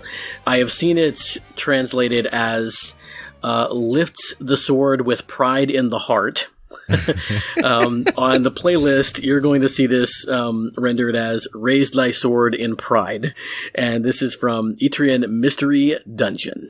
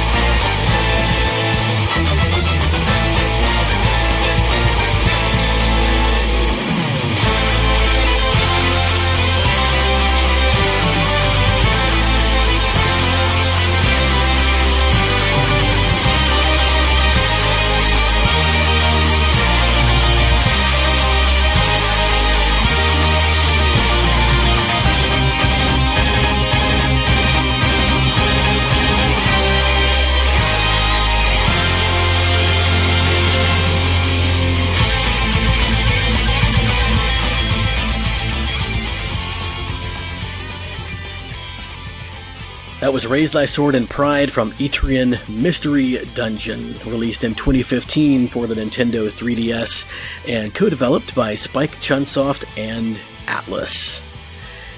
What a track. Classic Etrian Odyssey battle music, man. That was a nice 1-2 punch. Right, waste no time, man. Waste no time. Yeah, you come from that Persona Q track where you had some excellent guitar solos, and then this one just starts off with a solo. It doesn't waste any time. But that's generally like a lot of the Etrian Odyssey music, and with Etrian Mystery Dungeon being a spin-off, that music is pretty rocking at times, and it's awesome. This is another one. I think you can just tell he had a blast making this music. Oh yeah, just keeps going. Another long composition. I know. I do. I love that, though. Like, it's so good. Like, they don't loop. Like, they, reuse bits and pieces, but it's not like a full loop. It's a refrain. One of those technical musical terms. Koshiro's compositions have legs. That's what it is. Running miles. Running sprints. The Etrian Odyssey series is so fun musically because you have these big sweeping orchestral pieces like you associate with fantasy, but then you have stuff like this when the battle tracks kick in, and it's really Koshiro going back to his Falcom roots and bringing in that rock. And oh yeah, this could be in an Ys game and you would never know the difference. Oh yeah, no, I wouldn't blink if this popped up in Ys. I'd be like, okay, yeah, that sounds about right. But like at the beginning when you've got the guitar and the brass, it's got a real ska kind of feel to it, and then later on it morphs into almost like an orchestral metal type sound, like Trans-Siberian Orchestra or Metallica S&M, and it's just so good. And again, you can tell he had such a great time putting this together, and he's such a master of his craft at this point. I mean, this is 2015. He's been doing this for almost 30 years, and which is mind blowing to think about because at that point he wasn't even 50 years old yet. So I know, I know. Oh, it's crazy. It's crazy. Like he's only 53 now, so. Yep. It's ridiculous. He's got so much time left. He does. And so many more amazing things we're going to get to hear from him. That's what's so great. I know. I was thinking about that with all three of these first three composers that I'm doing this season, Mitsuda, Shimomura, and Koshiro. They're all relatively young. They're all in their 50s. All relatively young. Mitsuda might actually still be in his 40s. I'm not sure. But if they all compose for as long as Koichi Sugiyama has composed, oh man, we're going to be listening to them. Which is fine by me. It is, yeah. It is. Fine by me. I can't wait to hear where this goes. And right now, where this is going is my last track of the show. So not counting the blooper reel, this is the last Koshiro music that you all will hear. We are going to listen to something this was on my short list, and the main reason I kept it on, there were other things I cut that were just as good, but kind of like Chinatown and The Sadness I Carry on My Shoulders, this is a different side of Koshiro than we have explored so far, and I think it's kind of a nice way to bring things down a little bit. It's still a driving track in its way, but it's a lot more subdued instrumentally. This is another 3DS game. It came out in 2016, so we're going 14, 15, 16 on 3 3DS games. This one is a very different style, though. From another series that is huge in Japan, Puzzle and Dragons. And I'm not sure how you pronounce this character. Could be Puzzle and Dragons X, could be Puzzle and Dragons Kai, could be Puzzle and Dragons Cross, but one way or the other, that's the game. We're going to listen to Through the Blowing Dust.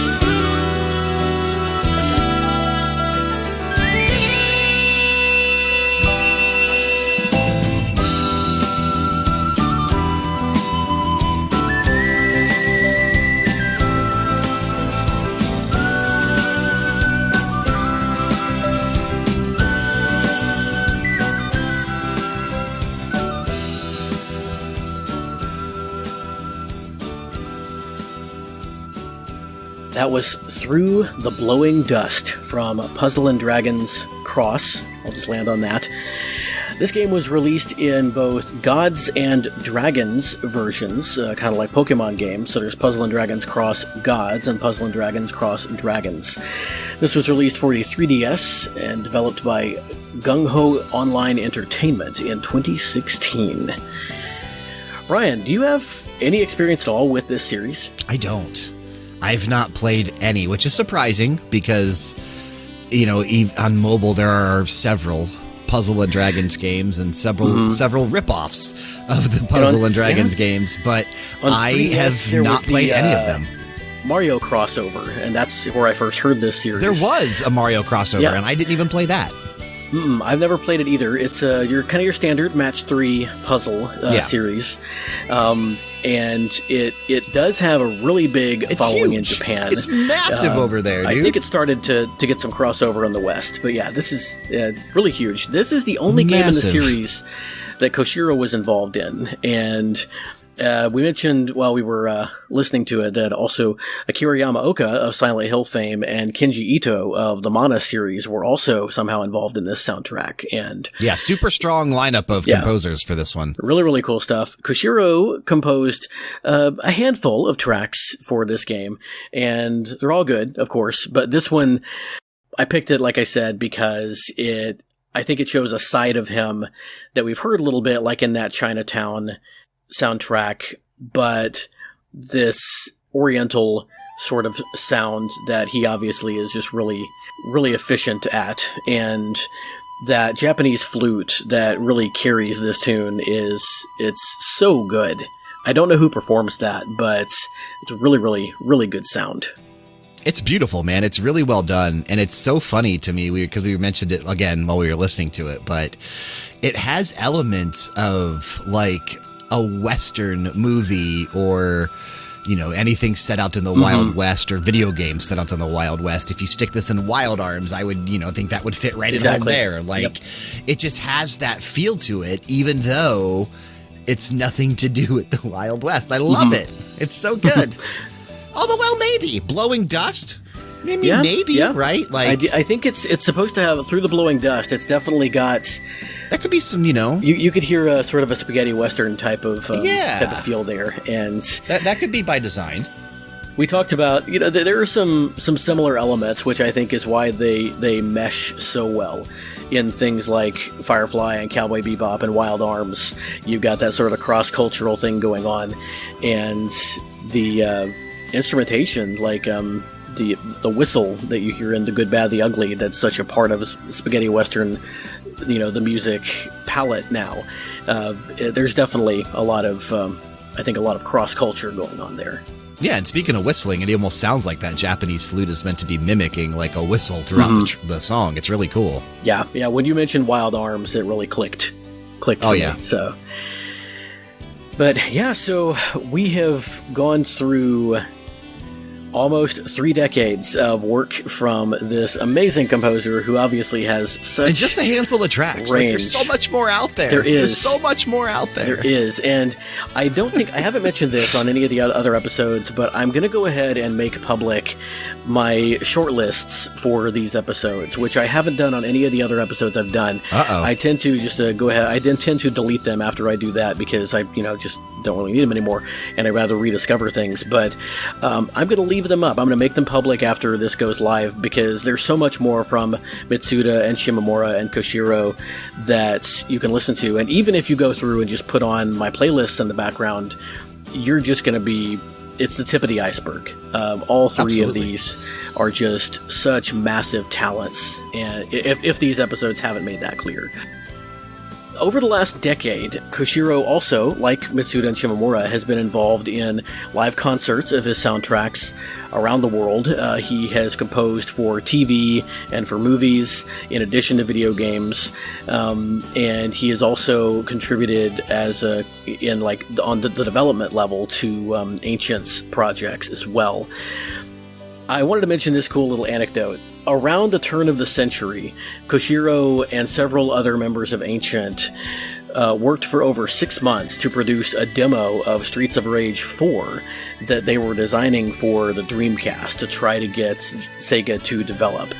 Sega of Japan saw potential in the project, but Sega of America, by that time, many of its executives had never heard of the series somehow, and so they were like, nah, we'll pass.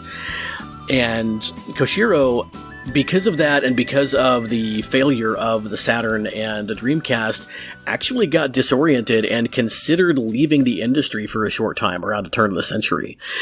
But fast forward then to 20 years later, and in 2020 we get Streets of Rage 4, which we mentioned, finally we get it, which we mentioned last week because Yoko Shimomura composed the track Shiva. Well, Koshiro also came back and composed several tracks for this series that is really, his name is synonymous with, along with several other really fantastic composers. And I just think that's a really cool way for everything to kind of come around for him, and a good example of what he is still doing to this day. He is now the current president of Ancient. His mom has stepped back from her role as kind of overseeing business, and so he is still very, very involved. You'll also see him post a lot. I follow him on Twitter, and he posts quite a bit. Yeah, I was going to say, he's very active on social media. Yeah. So his English is pretty good, so a lot of times if you post, I'm sure he can understand it. He doesn't reply a lot, but he's really famous. He probably gets a whole lot of messages. What's really cool sometimes, another composer who I've talked about on here that I really love, who is also really popular or involved on social media, is Alberto Jose Gonzalez. Oh yeah. And on Twitter, you see them interact a lot. Like you can tell that they have a lot of mutual respect for each other, and I think that's really, really cool. It's always fun when you get to see that kind of stuff, like behind the scenes, almost like peeks into somebody's personal life. It's really neat. And everyone, I just have to throw this in here because it's kind of amazing. A few days after I recorded this, I was on Twitter and I noticed that Koshiro-san posted something about the use of AI when composing as a sort of an aid to creativity. And I made a comment about how I wondered if Streets of Rage 3 was the first time he had used that technique, and he replied yes it was, and that he was happy that I knew about it. And I wrote back and said, well, I've been a huge fan of yours for a long time, and I recently did some research on you for my show, and it was really impressive and interesting learning more about you. And I thanked him for taking the time to reply. He said, my pleasure, and the next thing I knew, Yuzo Koshiro had followed me on Twitter. And that's still kind of surreal, but I just had to throw that in here. Koshiro-san, if you happen to be listening, thank you so much, and you are more than welcome to join us on the show anytime you would like. Just let me know. Koshiro is often regarded as one of the most influential innovators in chiptune, house, electronic, and just popular music of his time. Breakbeat, electro, hardcore, house, jungle, trance, so many of these things he sort of was at the forefront of, or even really ahead of his time. His influence extends so many different areas, and the demo scene outside of Europe, where the C64 is really king, the demo scene would not be what it is without influence from Yuzo Koshiro. And he remains undoubtedly one of the most versatile and creative game composers in history. And the fact that he was able to do so much with so little from the get-go is it's really phenomenal. And what he can do now with all of everything at his disposal, both with his experience and with the technology that's out there, it's really exciting when we think about, like you said, how young he is and how far he still has to go. He's certainly a once-in-a-lifetime composer, I think. Like, we probably won't see somebody like that again, at least in our lifetime. Yeah, I think Jake Kaufman had the potential for it. He's really, I think, in the last couple of years taken a step back and focused more on like the development side of things. He's talked about wanting to get more into like popular music or even film score. And so Koshiro, the difference there is that Koshiro from the beginning, I think, recognized and really took a gamble on video game music as a medium. Early on, you saw composers using pen names. Even after they got hired by studios, they would use false names. And some of that, I've heard anecdotally, is because they didn't necessarily want their names tied to something like a video game because they had higher aspirations. And you even heard in the Mitsuda episode and the Shimomura episode, they thought it was going to be a stepping stone. They thought it was going to be something that would eventually lead to something else. And instead, they became these, amazing pioneers in this medium. Koshiro set out to be a pioneer in this medium. That's what he wanted to do. He wanted his name on these things. And I think that's one of the things that really makes him stand out among his peers. Absolutely. And I mean, that's one of the big reasons why he'll always be my favorite video game composer. He will never be usurped as that number one spot. Well, Bryan, thank you so much for joining me. This has been a blast. It's been really great talking to you again. Yeah, it's been a while. I mean, I don't, like I said, BGMania is kind of on a small hiatus. We're getting some personal things under control. But, the last time you were on that show was because you weren't on the Kodaka episode like you were supposed to be. Yeah, I threw in some. You were there, but not really with us. But not their lives. Yeah, so I think the last time we talked may have been the Ys episode, the Ys 4 episode. It might have been. So it's been a bit. Yeah, that might have been the last time I was on. So it's been a couple months. Well, why don't you talk a little bit about what else you do, plug some of your stuff, and I will have links in the show notes like I always do when I have folks on. But talk a little bit about that. Appreciate it. So obviously you've mentioned it a few different times, but one of our big shows that we do currently still, even though it is on a small hiatus, but it will be back here relatively shortly as we get things under control. BGMania, video game music podcast, been going strong for several years now. What am I up to? What am I up to on that one? 212. 212 was the last episode that I posted. So episode 213 will be coming some point in the next couple weeks. We do Blood and Destroyers, an All Elite Wrestling podcast every Monday. If you're a fan of professional wrestling, specifically All Elite Wrestling, AEW, Dan and I do a show that's about an hour long where we discuss the latest week of AEW content and then kind of talk about what's hot and what's not in that. And it's been a lot of fun doing that. We have our Level Down Games podcast, which is our flagship show that's every Tuesday. Myself, Kyle, and Dan, sometimes Sean as well. All-purpose video game podcast. We talk about new games coming out, what we've played, the news, talk about Kickstarter games and projects that we find interesting. It's a lot of fun. And then Kyle is also the host of The Media Files, which is a pop culture review show that he does with either his wife or a rotating cast of chairs, which, Bedroth, you were on that show once. I was. The Media Files. Yeah, you guys talked about... We talked about Zoe's Extraordinary Playlist. Something? Yeah, that was it. You guys did do that. That was fun. That was a good episode. I've been kicking some things around. I may be back on at some points. I will be back on eventually. We're trying to figure out what. But The Media Files is really fun. It's really short, which I love. I rarely miss an episode because I actually have time. Usually never longer than a half hour. So it's usually not longer than a half hour. Level Down Games goes a little bit longer, which is why I don't catch it as often, but I do always make sure to tune in for your quarterly Thunderdome episodes. Those are a lot of fun. Those are always super hype and super enjoyable to do.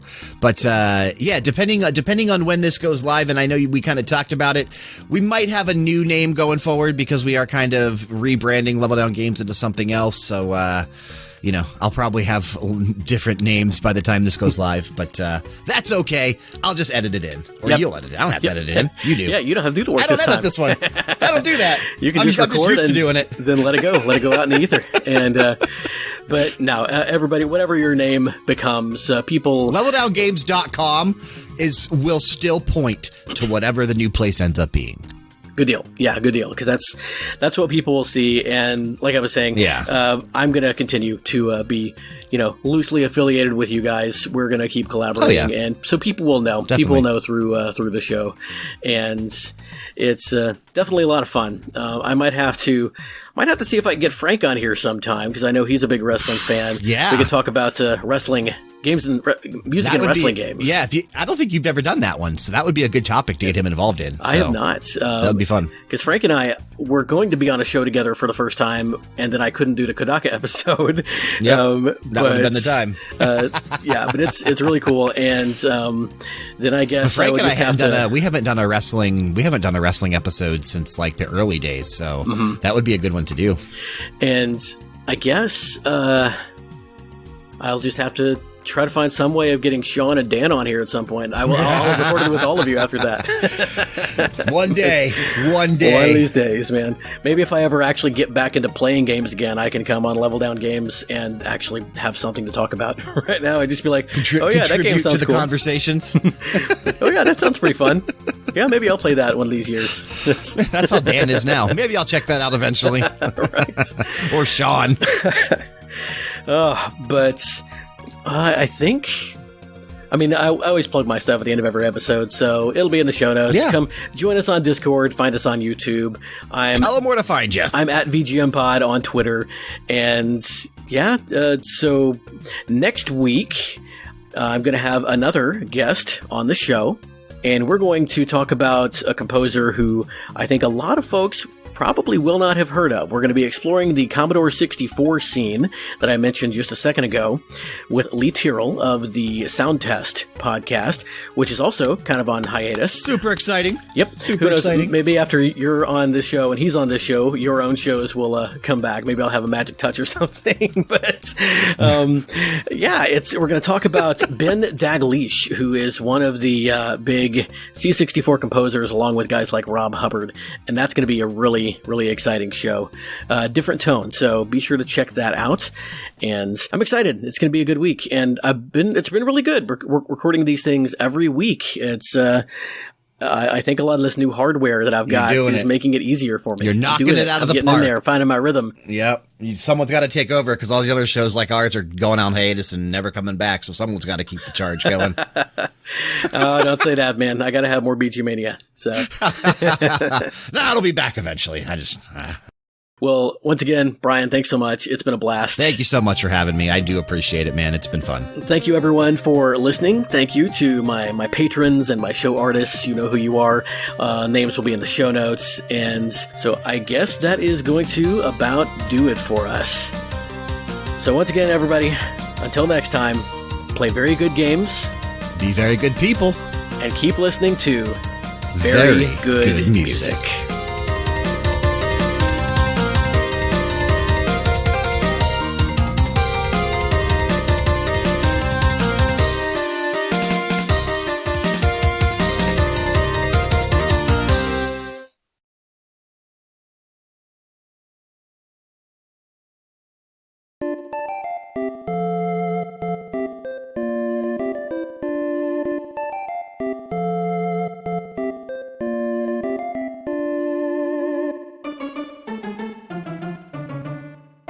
It's going to sound like we know exactly what we're talking about, by the way, just so you know. I know. Well, I know.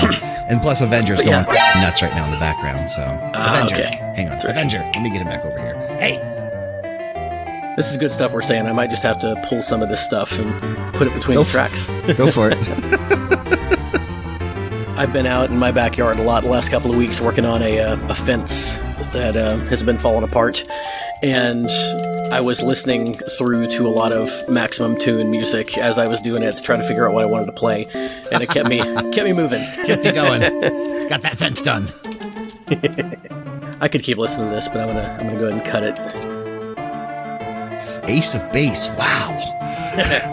I saw the sign. Those guys. Yep. What else did they do? Oh, there she wants. That was them too, right? Yeah. Yep. Don't turn around. Yeah. Yep.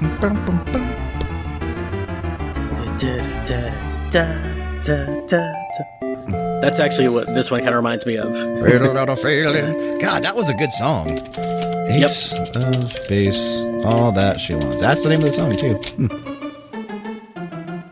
All right, I think I'm gonna bring us back in. I only got 20 seconds left. I'll just finish it on mine. All right, fantastic. I'm gonna shut off my recording.